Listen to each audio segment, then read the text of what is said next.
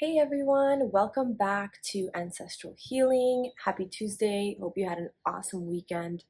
I received amazing feedback on the video I did last week on the negative side effects of birth control. So here we are. It's time for a part 2. Last week I mentioned that birth control depletes women of the most essential nutrients that we need for optimal health.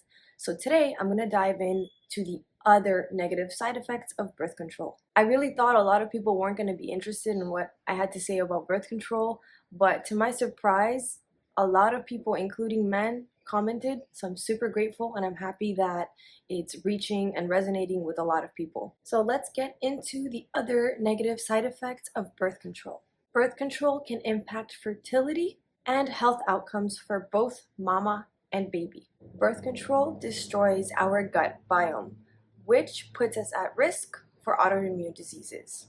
Birth control can contribute to iron overload in the body. This one I found fascinating. Birth control can alter your partner preference. So I'm going to read this one out to you guys.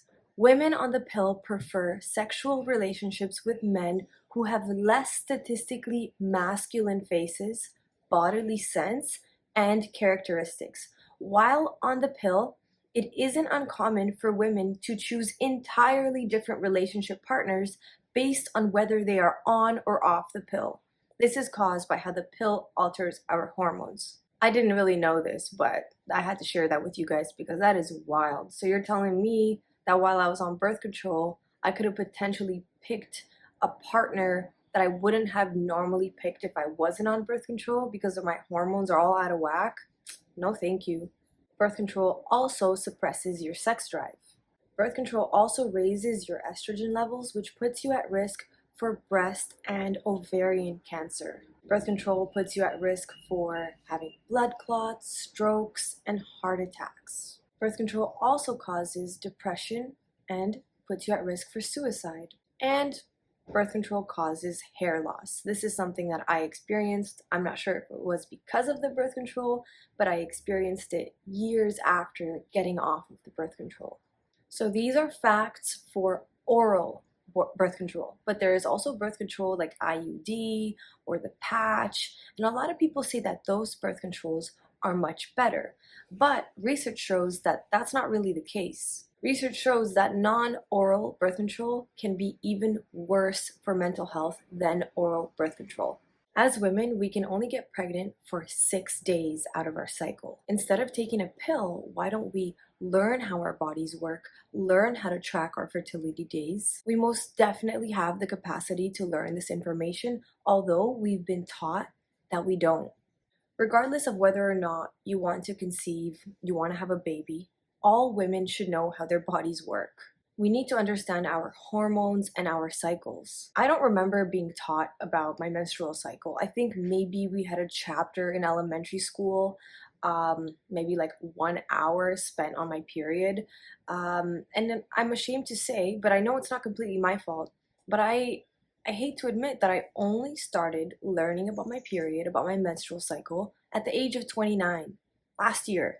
That is absurd to me. So here I am today, trying to learn as much as I can, trying to understand, and I'm here to share the information with you. There are a couple of natural ways to track your cycle. You can use apps like P-Tracker, but P-Tracker only tracks the start and end date of your period and calculates your next cycle based on your last cycle. It's kind of like an estimate. But the thing with women and periods and hormones is that each month your period can be a little bit different, a little bit off. Sometimes your cycle is 28 days long, sometimes it's 30, sometimes it's 27. And if you're fertile only 6 days of the month, you don't want to play the guessing game. So because these apps use your past period cycle to predict your future period cycle, they may not be the most optimal.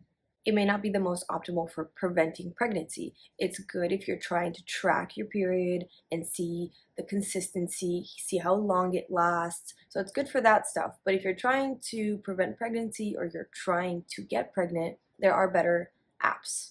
A better method to use is called the Fertility Awareness Method. And an app for this is called the Natural Cycles app. And this method teaches you how to monitor your body temperature each morning. So you wake up, you take your temperature, you input your temperature in the app, and then it will calculate some stuff for you. I've never tried the app, but I looked it up, has some great reviews. I know some people that use it, but there are many apps that you can use for the fertility awareness method. And basically what it does is, like I said, it takes your body, you take your body temperature, you are taught how to check your cervical mucus, your cervical changes as the days go on. You can track and see what it feels like, and you'll know which phase you're in. And you can even test your hormones at home with a tracker called Mira Fertility. I will list all of these apps below in the description. These methods are really probably what our ancestors used to use. There were no apps, so they were just doing it intuitively, probably taught by the elders in the community. So, the onus is on us. Let's go back to our roots. Let's stop relying on pills to fix our problems. We are fine the way we are. We just got to get better. If you are currently on birth control and are considering getting off, I have some tips for you. Sometimes side effects from hormonal birth control can present themselves up to 6 months after you've stopped taking the pill. What I would do is, even now, today, if you're on birth control, optimize your diet, optimize your lifestyle, get good sleep, go out in the sun, nature, eliminate toxic products from your household, perfume, cleaning products, body wash. Get rid of all of that. It's time to cleanse. Start training and nourishing your body even before you get off the pill. A book that was recommended to me, which I have not read, but I have had countless people recommend me this book, is called In the Flow. Unlock your hormonal advantage and revolutionize your life. I will post it below, but basically it teaches you how to naturally track your own cycle. It has a daily planner that helps you align with your strengths in each phase. This is something new to me. Apparently, well, I learned it this year, but apparently we have, different cycles of our period. And in those different cycles, we should be doing different things. You should not be working out or lifting heavy during the part where you're bleeding, during that part of your cycle. You have to know when to take a rest. So she talks all about that. And she even includes meal plans. I can't vouch for them because I haven't seen them, but don't worry, your meal plans are here on this channel. The food part is covered. Animal-based, protein, fat. It's all good. We got that covered. But if you're just trying to learn about your period, that might be a good book to check out. I am going to leave you guys with this quote by Elizabeth Kissling. Long-term menstrual suppression via birth control is the largest uncontrolled experiment on women in history. That rings true to me. So I hope you guys enjoyed this video. If you want to know more about how to nourish yourself back to health the ancestral way, please check out my ebook. I'll put it in the description below. It's called A Guide to Ancestral Healing. I would appreciate the support. Thank you guys so much for watching. I hope you've learned a lot. Please share this video with your friends, with your family. Everybody needs to know. I hope you guys have a great week. Enjoy the other 2 videos on the screen, and I'll catch you guys on Friday.